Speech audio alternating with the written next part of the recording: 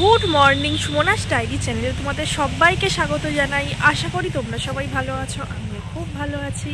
এখন 8:30 বেজে গেছে, কিন্তু আজকে আমার এত খিদে পাচ্ছে না। এমনি আমার হলো যে রাতে ঘুম ভেঙে গেলে খিদে পায়, তারপর শীতকালে না রাতটা অনেকটা বড় লাগে, কারণ শীতকালে সব বাড়িতেই মোটামুটি একটু তাড়াতাড়ি শুয়ে পড়া হয় আর উঠতেও একটু দেরি হয়। তো ওই জন্য আমার খিদেটা এত বেশি লাগে। তো আজকে সকাল থেকেই আমার খুব খিদে পাচ্ছে, তো আমি ভাবছি আজকে আর হরলিক্স খাবো না, একেবারে টিফিনটা খেয়ে নেবো। মানে যা আছে, এখন এত তাড়াতাড়ি রান্নাও হয়নি, ওই জামা কাপড়গুলো মা সকাল সকাল উঠে কেচে মেলে দিয়েছে। আমি আর দেরি করব না, খেয়ে নেব, মানে যা আছে তাই খেয়ে নেবো, খিদেটা মেটানো নিয়ে দরকার।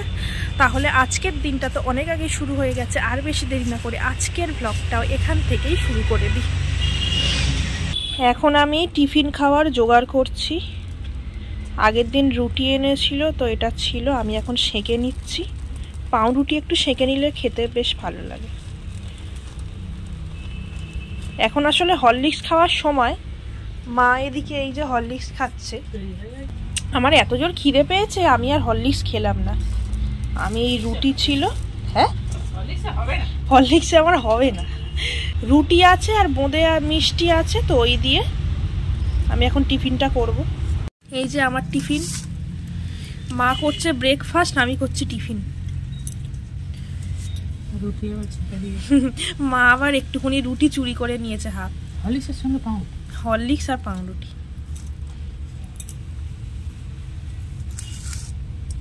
আমার কি টিফিন, সকাল সকাল উঠেই একদম মিষ্টির রস বোঁদে।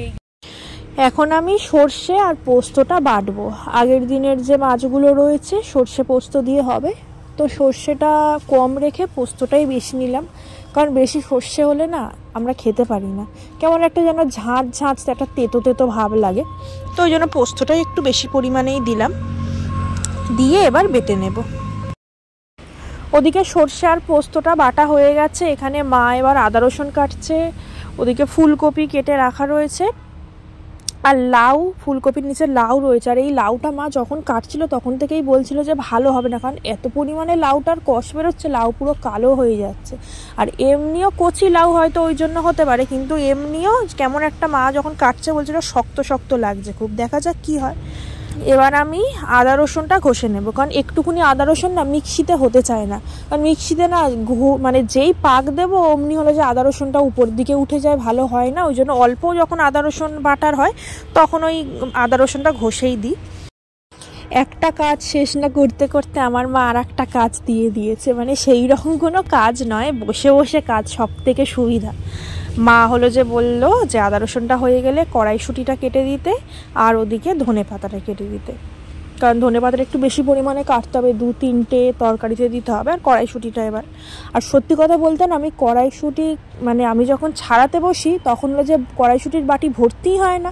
মা ওদিক থেকে চেঁচায় যে কখন থেকে তুই কড়াইশুঁটি কাটতে বসেছিস, এখনও হলো যে তোর এখনও কড়াইশুঁটি ওইটুকুনি হয়ে রয়েছে। ওইটুকুনি হবে না কেন, আমি তো হলো যে 10টা যদি ছাড়াই তার মধ্যে 3-4টে করে কড়াইশুঁটি খেয়ে নিই, আর কি কড়াইশুঁটির বাটি ভর্তি হয়? প্রত্যেকবারে আমার ওই একই রুটিন পড়ে। আর কড়াইশুঁটি কাটতে কাটতে খায় না এরকম আমার মনে হয় খুব কম লোকই আছে।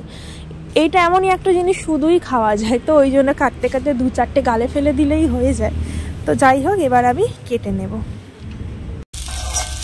আমার স্নান করে পুজো দেওয়া হয়ে গেছে, এখন আমি একটু রান্নার দায়িত্বে এসেছি।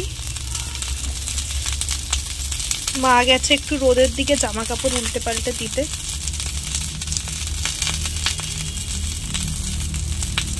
এখন আপাতত আমি ফুলকপিটা ভাজছি, আর এদিকে পোস্ত দিয়ে মাছের ঝালটা হবে।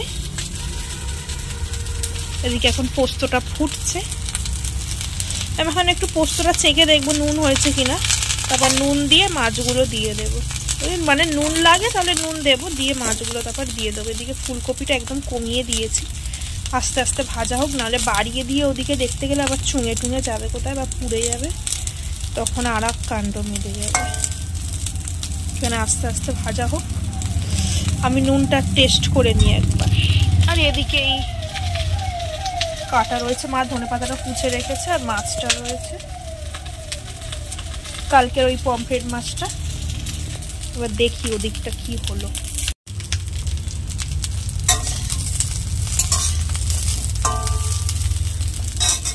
নুনটা বেশ অনেকটাই কম ছিল, একটু নুন দিলাম। এবার টেস্টটা ঠিক আছে। মাছগুলো দিয়ে দিয়েছি, উল্টে দিলাম।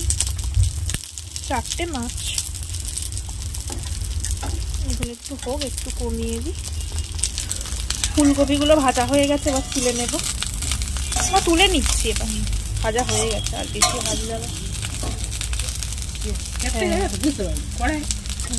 4টে মাছ নিয়ে ঝোলটা একটু বেশি। না আবার মাছগুলো বাসি মাছ তো সিদ্ধ হবে, ওই জন্য দিলাম একটু বেশি করে। আর এই নুনটা তখন একদমই কম হয়েছিল, বুঝলে, একটু বেশি করেই দিয়ে দিয়েছি।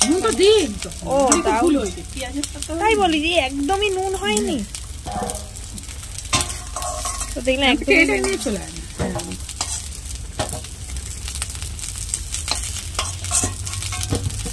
শুকনো শুকনো হয়ে এসেছে, নামিয়ে নেবে এবার? এবার নামিয়ে নেবো, হয়ে গেছে। ধনে পাতা দিয়ে দিয়েছি। ও কাঁচা তেল, দেখতে কি ভাল লাগছে না? আর একটু সর্ষে পোস্তর উপরে কাঁচা তেল ছড়িয়ে দিলে না টেস্টটা আলাদা হয়, তাই না? ওইটা ভালো লাগে। সব কিছুতে দিলে ভাল লাগবে না, কিন্তু এই সর্ষে পোস্ত জাতীয় জিনিসে দিলে ভাল লাগে। ধনে পাতাটা আজকে একটু বেশি হয়ে গেছে। হ্যাঁ, মানে বেশি কেটেছে, আর একটা তরকারিতে দেওয়া হয়নি, হয়ে গেছে। তো এগুলোতে আমরা খাই যেহেতু, একটু বেশি হলেও কোনো অসুবিধা লাগবে না। 12টা বেজে গেছে। আমি এই খেয়ে দে এবার বাইরের দিকে এলাম।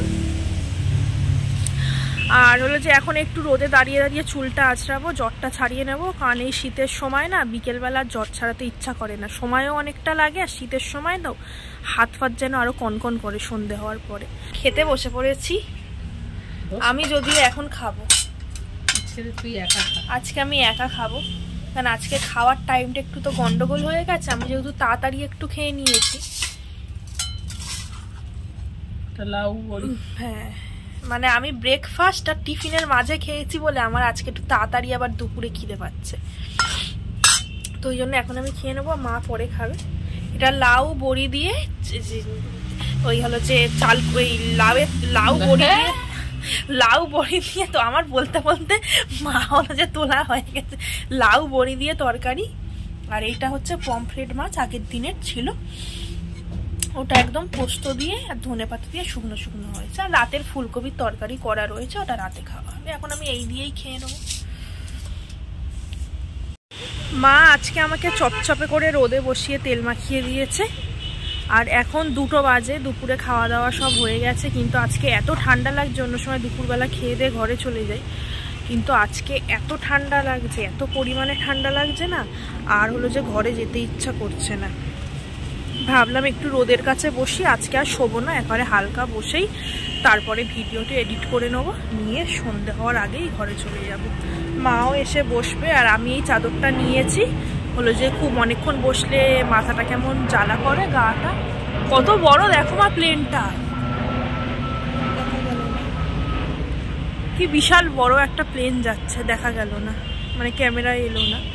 তো ওই জন্য চাদরটা নিয়েছি, একটুখানি মাথায় মুড়ি দিয়ে বসবো। দুপুরবেলা খেয়ে দেই গুছিয়েই বসছি, বলো আজকে এত ঠান্ডা লাগছে না, যাওয়া যাচ্ছে না ঘরে।